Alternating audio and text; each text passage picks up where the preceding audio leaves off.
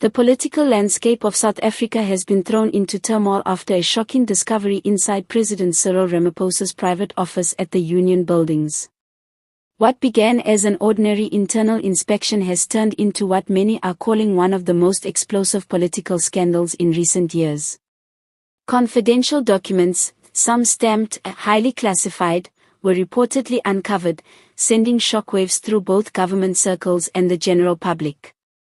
According to insiders close to the situation, the discovery was made late last week by a small team of internal auditors assigned to review financial and administrative records linked to the presidency.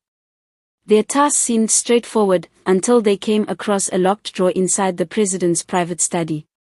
When the lock was forced open, the team allegedly found multiple sealed envelopes, USB drives, and handwritten notes marked with phrases like confidential, do not copy, and restricted access. What those files contained, according to sources familiar with the early findings, could potentially expose a network of secret dealings, financial irregularities, and undisclosed international ties involving top ANC officials.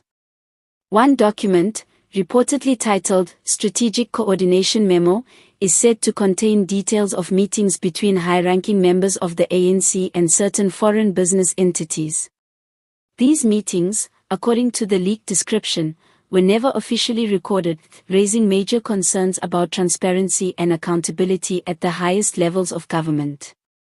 But the most alarming claim comes from an anonymous security official who was present during the initial discovery. The moment we saw the contents, we knew this was big, the official said. Within minutes, calls were being made. Senior ANC members began arriving in black vehicles. They told everyone to leave the room, and within an hour, all the documents were gone. Shortly after the incident, reports emerged that security cameras in the hallway leading to the president's office mysteriously went offline for nearly 30 minutes, precisely during the time the files were being removed. This sudden blackout has only deepened public suspicion that there is a deliberate effort to suppress the truth. The African National Congress has since gone into full damage control mode. Party spokespersons have dismissed the reports as fabricated stories designed to discredit the movement. However, multiple insiders say there is panic within the organization. Emergency meetings were allegedly held at Luthuli House over the weekend, with top officials instructed to avoid any public comment about document-related matters. Meanwhile, Ramaphosa's communication office issued a brief statement denying that any incriminating documents were found, calling the allegations a smear campaign. Yet, they stopped short of explaining why several presidential aides were suddenly placed on administrative leave after the incident, or why the internal audit team was immediately reassigned. While the full contents remain under wraps, speculation continues to mount. Some sources claim the files include correspondence between Ramaphosa and foreign investors, potentially discussing undisclosed financial support during key political campaigns. Others suggest the documents reference high-level decisions related to state contracts, mining rights, and private investments, which could implicate several powerful figures.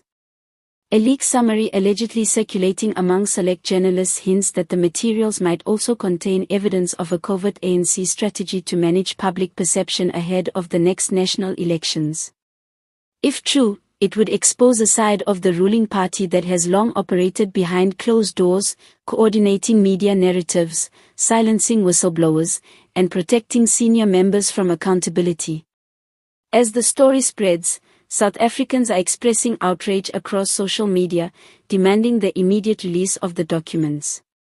The hashtags #Ramaphosa Files and #What Are They Hiding have begun trending, with citizens calling for a full parliamentary inquiry. We voted for transparency, not secrecy, one post reads. If these documents are clean, why are they being hidden? Opposition leaders have seized the moment, urging Parliament to step in. The Democratic Alliance has already called for a formal investigation into the contents and handling of the documents, while the EFF has threatened to mobilize mass protests if the files remain undisclosed. Despite the mounting pressure, President Ramaphosa has remained silent, choosing not to address the nation directly. Insiders claim he has been in several closed-door meetings with legal and security advisors since the discovery. His silence, however, is only fueling more speculation. Even some within the ANC are privately questioning whether this could trigger a full-blown leadership crisis. For decades, the ANC has maintained tight control over its internal affairs, ensuring that sensitive information rarely reaches the public. Analysts believe these documents could expose patterns of decision-making that contradict the party's public stance on corruption and transparency. If the allegations about foreign influence and secret funding are true, the fallout could be devastating, not just for Ramaphosa, but for the entire ruling establishment. This isn't just about a few papers, said one political analyst.